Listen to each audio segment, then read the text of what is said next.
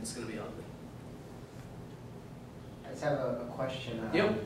It's a little curious. How did you go at the People's Republic of Berkeley, I guess? I didn't fit. How did you go from there? From, I guess people teach, all the professors Krugman articles and Krugman books and Keynesian, economics to then Austrian economics. I went to the School of Hard Knocks, honestly. So I was always conservative, but I was never really libertarian. I was never really Austrian. I was in the tech industry, so I started working in 1994, and I was in the technology industry. And from 94 to 98, I thought everything was great.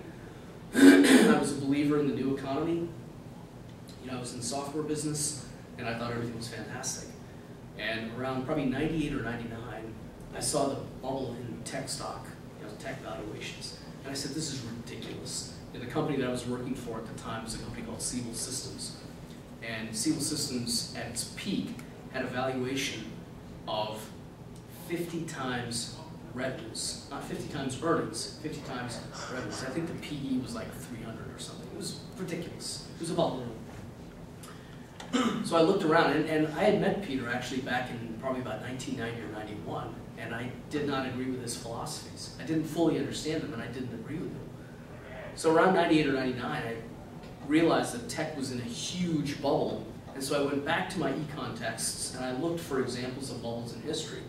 And it took me probably 3 or 4 years of going through the tech wreck, or the tech crash. I lost a bunch of money in tech stocks, as did a lot of people.